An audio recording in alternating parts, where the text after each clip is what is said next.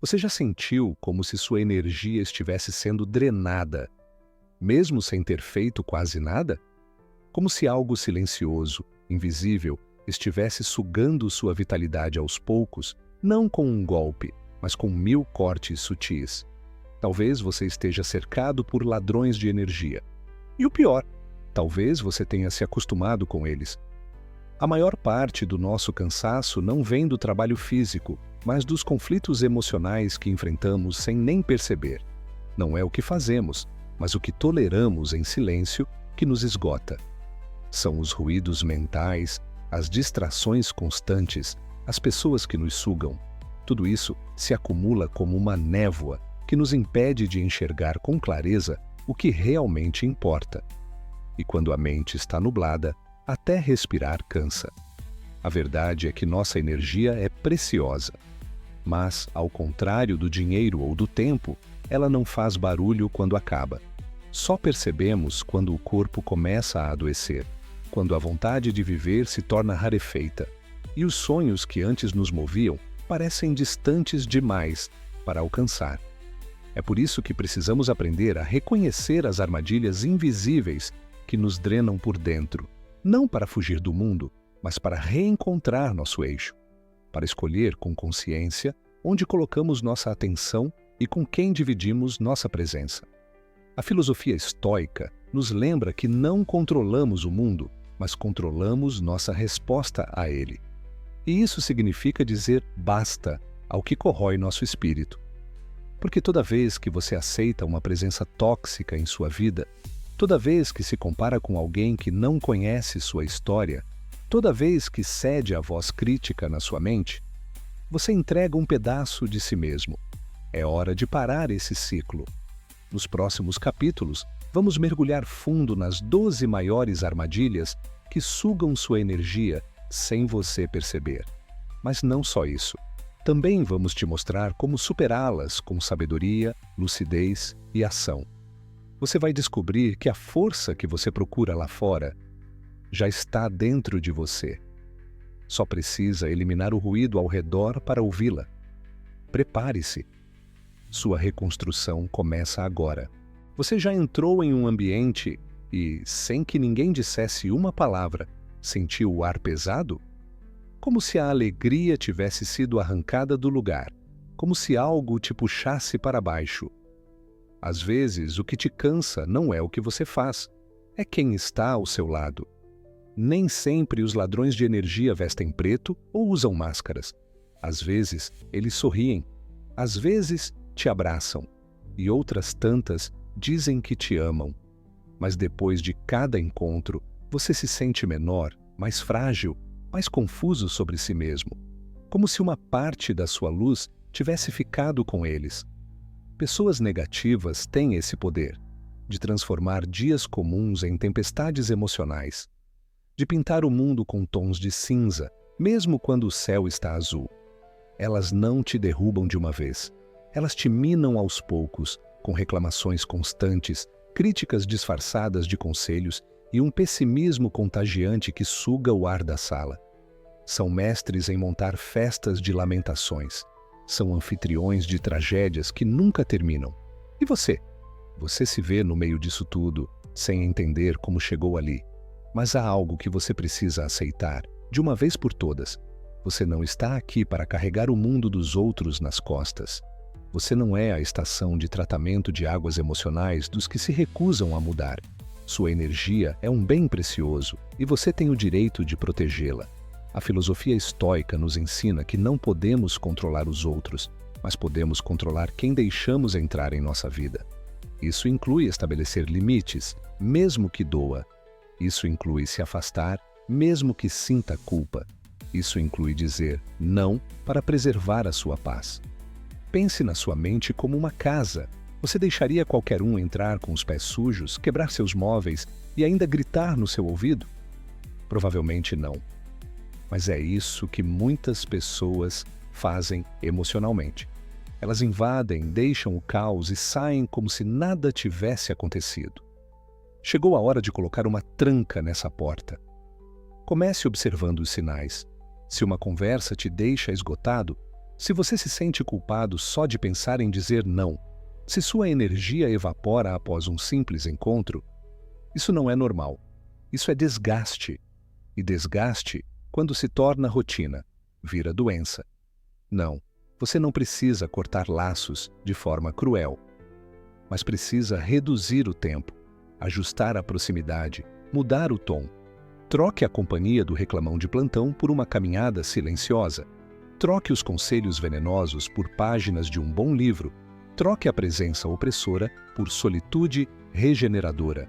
Proteger sua energia é um ato de amor próprio. É um lembrete de que você merece paz, não guerra constante. E se alguém te cobra demais, critica demais, exige demais, talvez seja a hora de lembrar a essa pessoa que você não está mais disponível para servir de saco de pancadas emocional. Você não está aqui para salvar ninguém à custa de si mesmo. Sua energia é sagrada, sua presença é valiosa, e a partir de agora, você vai escolher melhor com quem compartilha tudo isso. No próximo capítulo, vamos falar sobre um inimigo mais traiçoeiro ainda, que mora dentro de você. Sim, vamos falar sobre o perfeccionismo, esse carrasco disfarçado de virtude. Quantas vezes você se viu refazendo a mesma coisa, 1, 2, 3 vezes, em busca de um detalhe que talvez ninguém note? Quantas noites mal dormidas, quantas ideias abortadas, quantos projetos engavetados, tudo por causa de uma voz que sussurra: ainda não está bom o suficiente? Esse é o perfeccionismo. Um veneno de aparência elegante, mas que adoece lentamente sua alma. Diferente do erro, que é evidente, o perfeccionismo é traiçoeiro, porque se veste de virtude. Ele diz que você está sendo exigente, responsável, cuidadoso, mas na verdade está te prendendo em uma prisão sem muros, onde nada que você faz é o bastante, onde você corre o tempo todo e nunca chega. É como correr numa esteira que nunca para. Você se esforça, sua, cansa, mas permanece no mesmo lugar. Essa mentalidade rouba sua paz em silêncio. Você nunca termina algo satisfeito, nunca relaxa após uma conquista, nunca acredita que é suficiente, nem mesmo para si. O perfeccionismo não quer que você melhore, ele quer que você se martirize. E o que é mais cruel, muitas vezes essa voz crítica nasceu cedo, talvez na infância. Talvez alguém que você admirava demais te cobrou demais. Talvez você tenha aprendido que ser amado era o mesmo que ser impecável. E desde então, vem tentando ser perfeito não para crescer, mas para não ser rejeitado. Mas aqui está a verdade que pode mudar tudo. A perfeição não existe. E mesmo que existisse, não valeria o preço de sua sanidade. A filosofia estoica nos lembra que o que importa é o esforço sincero, não o resultado absoluto. Que devemos nos concentrar naquilo que está sob nosso controle. E a perfeição, quase sempre, está além dele. Então, por que se torturar? Pense no quanto da sua energia é desperdiçada tentando controlar o incontrolável, revendo e refazendo, buscando o erro invisível, ajustando o que já estava bom. E ao final, não sentindo nada além de exaustão. Você pode sair desse ciclo. Comece estabelecendo limites. Defina um tempo para cada tarefa e, quando esse tempo terminar, aceite o que foi feito. Não perfeito, mas feito. E isso, meu amigo, é muito mais do que a maioria jamais consegue. Adote o mantra dos estoicos. Bom o suficiente é melhor que o inalcançável. Porque viver tentando alcançar o inalcançável é como tentar encher um balde furado. Por mais que você se esforce, ele nunca estará cheio. E mais, lembre-se de tratar a si mesmo como trataria um amigo. Se ele errasse, você o puniria com críticas cruéis? Ou diria, tudo bem, isso faz parte do processo? Por que então você se trata com tanto rigor? Autocompaixão não é preguiça, é sabedoria. O perfeccionismo pode até parecer um aliado, mas é um carrasco disfarçado. E libertar-se dele pode ser a chave para uma vida mais leve, produtiva e autêntica. Aceite que imperfeito também é bonito, que feito também é digno, que sua energia deve ser usada para criar e não para se punir. No próximo capítulo, falaremos de outro ladrão invisível, mas que deixa rastros por toda parte, a desordem, e como ela pode estar bagunçando não só o seu ambiente, mas também a sua mente.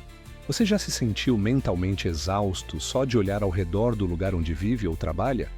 Como se cada objeto fora do lugar estivesse gritando silenciosamente por atenção, te cobrando, te pressionando, te impedindo de respirar.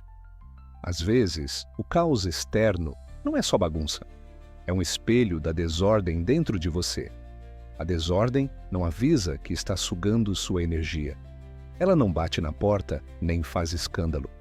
Ela apenas se instala, sutil, silenciosamente, e começa a corroer sua clareza mental, sua disposição e até sua autoestima. É um ladrão que rouba em silêncio. Você acorda disposto, mas antes mesmo de tomar o café, tropeça na pilha de roupas. A mesa de trabalho parece um campo de batalha. As tarefas se acumulam como os papéis espalhados. E a sensação que se instala é de cansaço antes mesmo do dia começar. O ambiente ao nosso redor tem poder, mais do que gostaríamos de admitir. Ele influencia nosso humor, nossa produtividade, até nossa percepção de controle sobre a vida. E quanto mais desorganizado o mundo externo, mais barulhenta fica a mente. A filosofia estoica nos convida a buscar ordem, não como um capricho estético, mas como uma prática de clareza. Para os estoicos, o ambiente externo é uma extensão do nosso estado interno. Logo, organizar o que está fora é um caminho para pacificar o que está dentro. Mas não pense em organização como um ato heróico. Não precisa começar com um mutirão de limpeza. Pode começar com uma única gaveta, um canto da mesa, uma decisão. Isso aqui não me serve mais. E com isso, liberar espaço físico e mental ao mesmo tempo. Use o método das 3 caixas, uma para o que você vai manter, outra para o que pode doar ou vender, e a última para o que precisa simplesmente deixar ir. E a regra mais importante: se não te serve, te pesa. O minimalismo, ao contrário do que dizem por aí, não é sobre ter pouco, é sobre manter apenas o que importa, é sobre retirar os excessos para que o essencial brilhe, menos distrações, menos ruído, mais foco, mais presença. E se você acha que isso é apenas uma questão de estética, pense nisso. Quantas decisões você deixa de tomar porque não encontra suas respostas no meio da bagunça? Quantas ideias não florescem porque não há espaço para elas crescerem? Quantos momentos de paz você perde porque está cercado de objetos que te lembram da desordem que você mesmo criou? A desordem não é apenas física, ela gera confusão emocional. E quando você se permite viver em um ambiente caótico, está dizendo ao seu inconsciente que não merece mais do que isso. Mas você merece. Organizar seus espaços é um ato de respeito por si mesmo. É uma forma de dizer à sua mente: aqui dentro há paz. Então comece, devagar, com leveza, um objeto de cada vez. E observe, à medida que o ambiente se transforma, sua energia volta, sua clareza renasce, sua mente respira.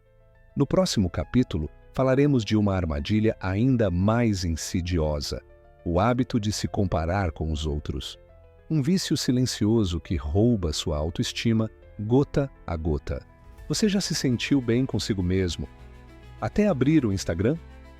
Já teve um dia de pequenas vitórias, até esbarrar naquela pessoa que parece viver em um comercial de sucesso constante? Comparar-se com os outros é como correr uma maratona olhando para o lado. Você tropeça, desacelera, se frustra e esquece por que começou a correr. Não há algo mais injusto do que comparar a sua jornada com o palco iluminado dos outros. E ainda assim, fazemos isso o tempo todo. Vivemos em uma era de vitrines, fotos filtradas, histórias editadas, conquistas exibidas com orgulho, enquanto os fracassos ficam escondidos nos bastidores.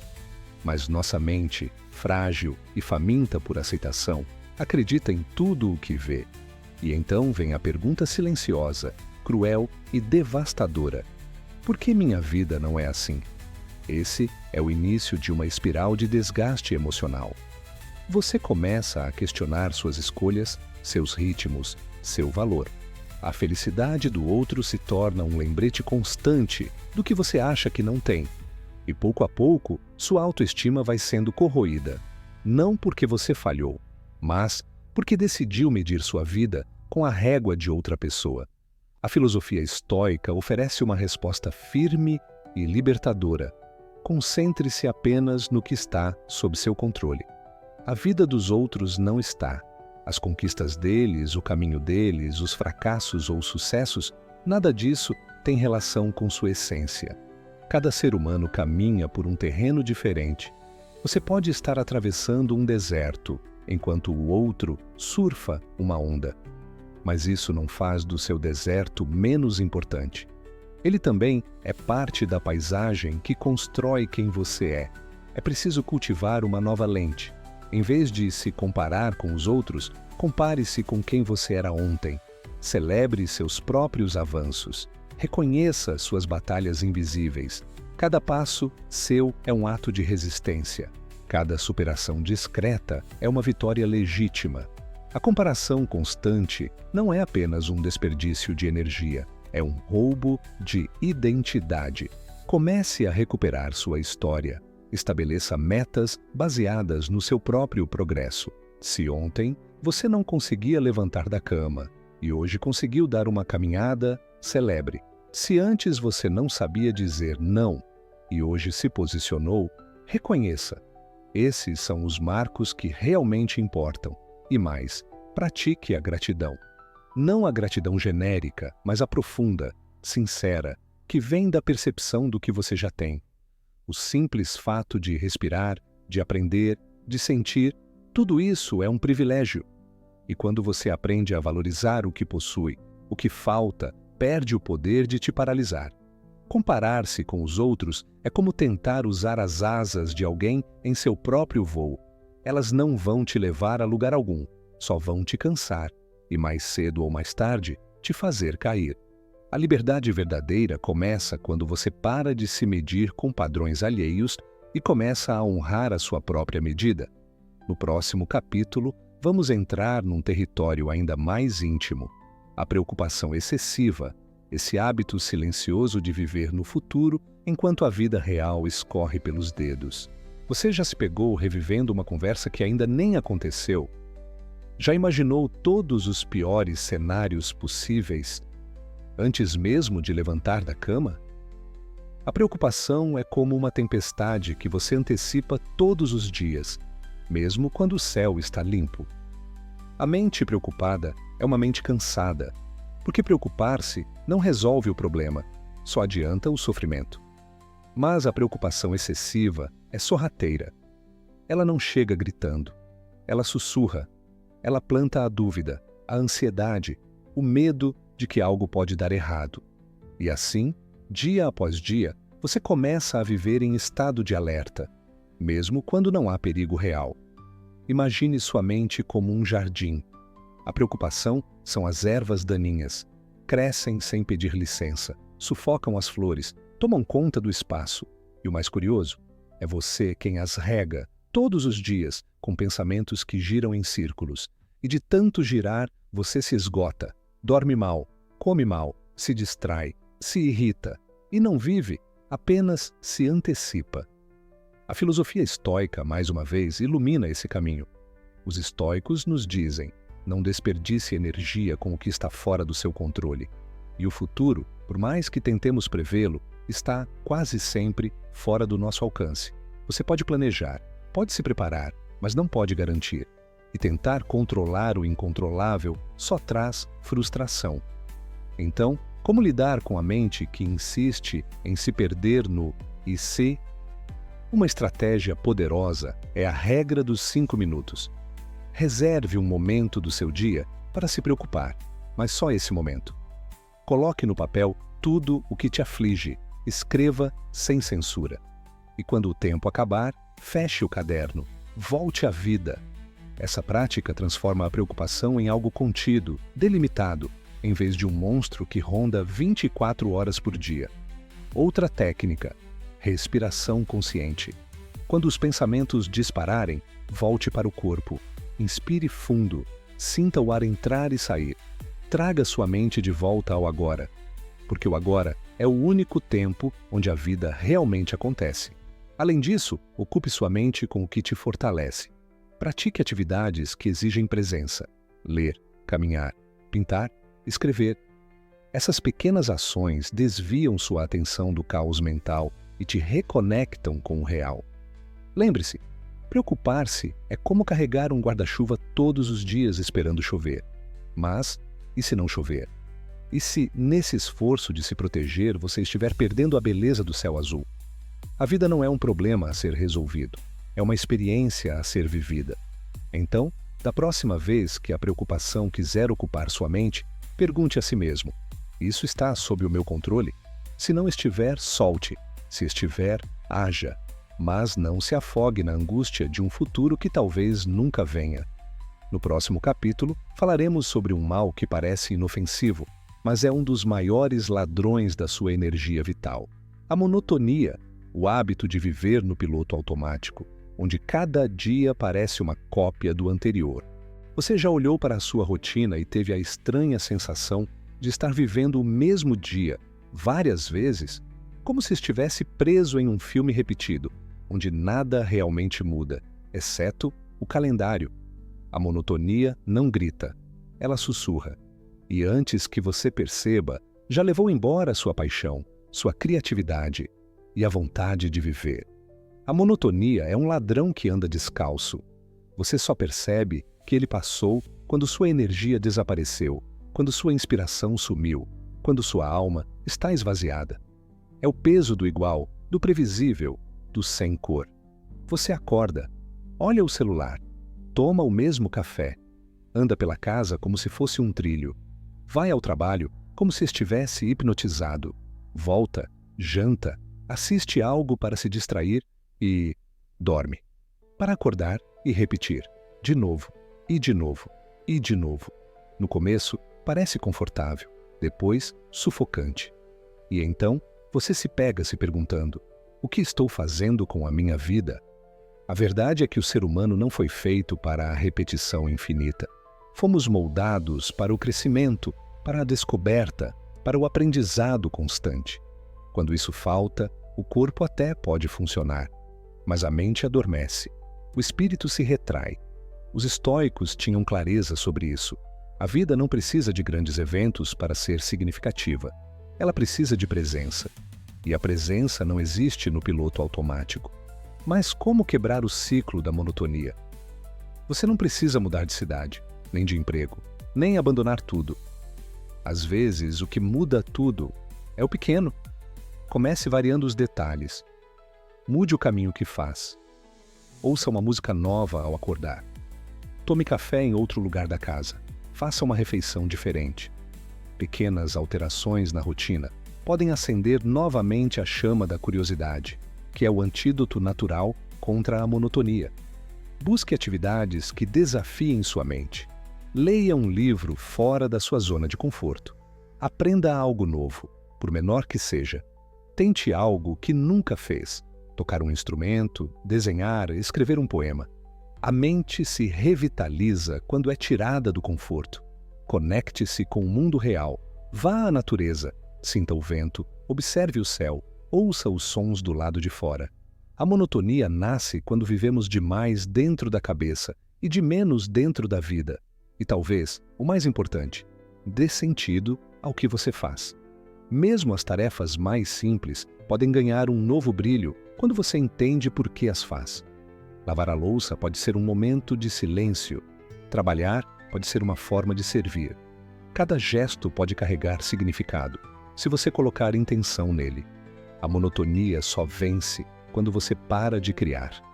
Mas enquanto houver imaginação, desejo de mudança e vontade de olhar o mundo com novos olhos, a saída, a cor, a vida.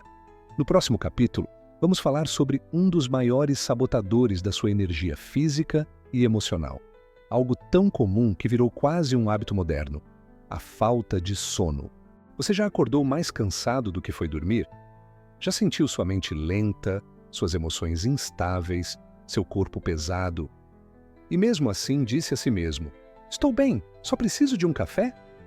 Você não está só cansado. Você está se destruindo aos poucos. E o nome disso é falta de sono. Vivemos numa cultura que glorifica a exaustão. Dormir virou sinônimo de preguiça. Descansar é visto como fraqueza. Durma quando estiver morto, dizem. Mas o que ninguém fala é que viver sem dormir direito é uma morte em câmera lenta. O sono não é um luxo, é uma necessidade vital. É o momento em que o corpo se repara, a mente se organiza e a alma encontra sossego. Quando você o sacrifica, está tirando o alicerce que sustenta tudo: sua clareza, sua disposição, sua saúde. E o preço por ignorar isso é alto. Sem sono, suas emoções ficam desreguladas, a paciência desaparece, a concentração evapora, as decisões se tornam reações impulsivas. Sua imunidade enfraquece, sua memória falha, sua produtividade despenca, mas você continua insistindo que está bem. Não está. Você está sobrevivendo num modo que te rouba a potência. Os estoicos valorizavam a disciplina como caminho para a virtude. E dormir bem exige disciplina. Significa criar uma rotina que respeite seus ciclos naturais. Significa parar de usar a noite como território de fuga emocional. Significa entender que corpo e mente não são máquinas e precisam parar. Mas como mudar isso? Comece com um horário fixo. Vá dormir e acordar nos mesmos horários todos os dias, mesmo nos finais de semana. Seu corpo precisa de ritmo. Quanto mais regularidade, mais rápido ele entra em harmonia. Desligue o mundo antes de dormir. Pelo menos 1 hora antes, evite telas, luz azul, notificações. Crie um ritual: um chá quente, uma leitura leve, uma música suave. Treine sua mente para entender que chegou a hora de desligar. Transforme seu quarto em um santuário, escuro, silencioso, confortável. Seu quarto não é escritório, não é sala de entretenimento, é o lugar do descanso. E seu cérebro precisa dessa associação para desligar com mais facilidade. Aprenda a desacelerar por dentro. Técnicas simples de respiração, meditação guiada ou mesmo escrever suas preocupações em um papel antes de dormir podem ajudar a esvaziar a mente e preparar o terreno para um sono profundo. Dormir não é parar. Dormir é continuar, só que de outra forma. É quando o corpo cuida de você. É quando a mente se recicla. É quando a alma se reorganiza para um novo dia. Negar-se ao sono é negar-se à própria vida. Então, da próxima vez que pensar em sacrificar mais 1 hora de descanso para fazer mais, lembre-se: uma mente descansada faz em 1 hora o que uma mente exausta faz em 3, e com mais clareza, mais leveza e menos erros. No próximo capítulo, falaremos sobre um tipo de desgaste ainda mais profundo, aquele que não vem das tarefas, mas das relações. Chegou a hora de falar sobre relações tóxicas e como elas, silenciosamente, sugam o melhor de você. Você já se sentiu mais exausto depois de estar com alguém do que após um dia inteiro de trabalho? Já saiu de uma conversa se sentindo culpado, inferior ou emocionalmente drenado? E ainda assim, tentou justificar a presença dessa pessoa na sua vida?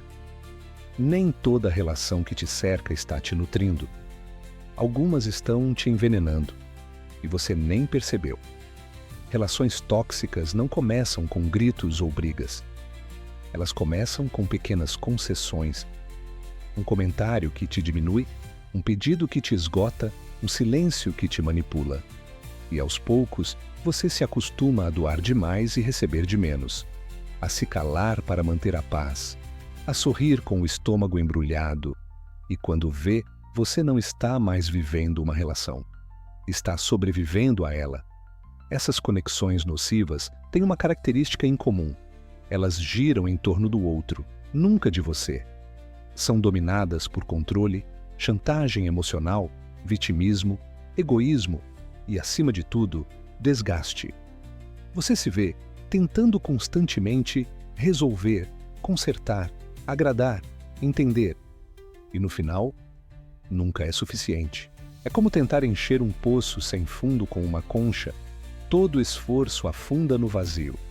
Os estoicos ensinavam que a paz interior começa pelo desapego do que não podemos controlar. E você não pode controlar as emoções, expectativas ou reações de outra pessoa, mas pode e deve controlar sua permanência ali. Porque manter alguém na sua vida por costume, medo ou culpa é escolher lentamente apagar a própria luz para iluminar o outro. E isso nunca termina bem. Como romper esse ciclo? Comece reconhecendo os sinais. Relações saudáveis te elevam, te desafiam com gentileza, te respeitam. Relações tóxicas te sugam, te culpam, te desequilibram. É simples. Se você se sente pior depois de estar com alguém, algo está errado. Estabeleça limites. Isso não é egoísmo, é sobrevivência emocional. Diga o que você aceita e o que não aceita. E cumpra. Se a pessoa insistir em ultrapassar seus limites, é porque não respeita nem você, nem a relação. Aprenda a dizer não.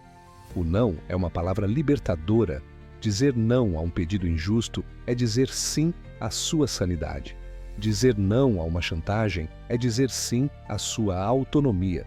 Dizer não a quem te esgota é abrir espaço para quem te regenera. Cerque-se de pessoas que te façam florescer. Relacionamentos são como ambientes. Alguns sufocam, outros fazem crescer. Procure aqueles que te escutam sem te julgar, que te impulsionam sem te controlar, que celebram suas vitórias sem inveja. Se alguém te diminui, te manipula ou te afasta de si mesmo, essa pessoa não te ama, ela te possui. E amor não é posse, é liberdade, é troca, é crescimento mútuo. Não permita que a carência emocional te mantenha acorrentado a uma relação que só existe à custa da sua paz. Você não precisa ser herói da dor de ninguém. Não precisa carregar nas costas o caos alheio. Não precisa se deixar afundar para que o outro flutue. Você precisa, sim, escolher a si mesmo. E quando fizer isso, vai descobrir que a verdadeira liberdade não está em cortar laços com os outros, mas em reconstruir o vínculo com quem você sempre ignorou, você mesmo. No próximo capítulo, vamos olhar para um inimigo que vive ainda mais perto, um que você alimenta todos os dias, sem perceber. A autocrítica excessiva, essa voz interna que te condena mesmo quando o mundo te aplaude. Você já tentou se parabenizar por uma conquista, mas uma voz na sua mente sussurrou: não foi tão bom assim? Já olhou no espelho e, antes mesmo de se ver por inteiro, já estava se julgando? Essa voz interna que te sabota tem um nome: autocrítica excessiva. E ela talvez seja a sua inimiga mais íntima. Ela não grita, ela comenta. Ela não te proíbe, ela te desencoraja, não te derruba, te sabota.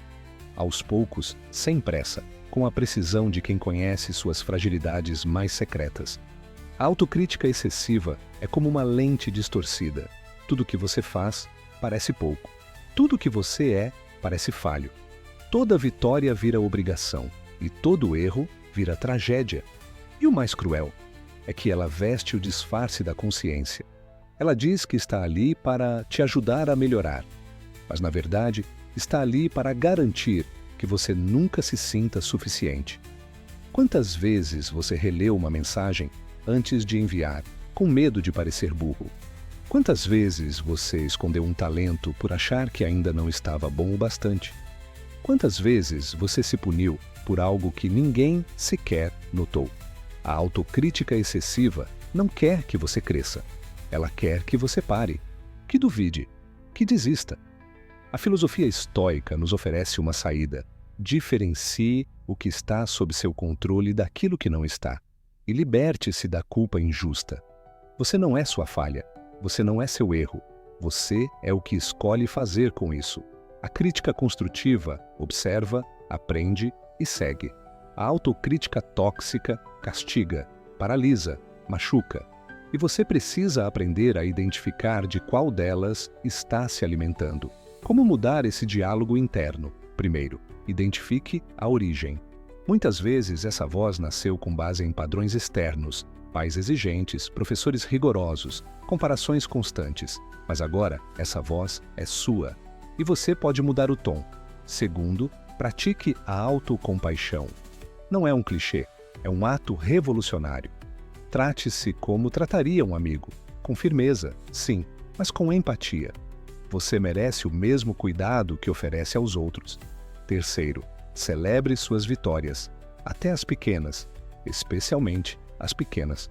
Reconhecer o progresso é construir autoestima. Não espere o grande feito para se aplaudir. A coragem de continuar já é digna de reconhecimento. E quarto, medite. Observe seus pensamentos. Nem tudo que aparece na sua mente é verdade. Muito do que você pensa sobre si mesmo é só ruído. A autocrítica pode ter te guiado por muito tempo, mas ela não precisa ser a sua bússola. Você pode escolher uma nova voz, uma que incentive, que fortaleça, que acolha. Uma que diga: você está indo bem, continue. E se ainda tiver dúvidas, lembre-se, até mesmo a mente mais brilhante precisa de silêncio para florescer.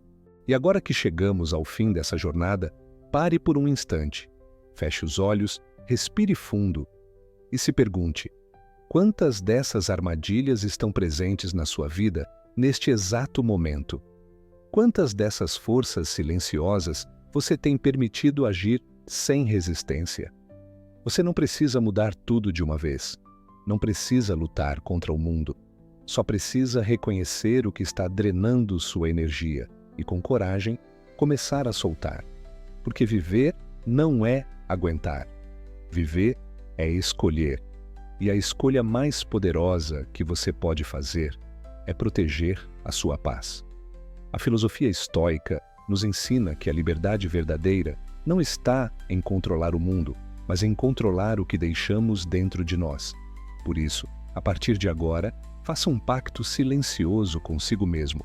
Elimine o que te enfraquece, cultive o que te fortalece e caminhe leve, porque a vida plena não é feita de grandes conquistas, mas de pequenas libertações diárias. E você acaba de dar o primeiro passo. Se esse vídeo te tocou de alguma forma, comente aqui embaixo com a palavra clareza. Assim saberei que você chegou até o fim dessa jornada comigo. E lembre-se, não há nada mais valioso do que uma mente tranquila em um mundo em caos. A gente se vê no próximo capítulo da sua transformação.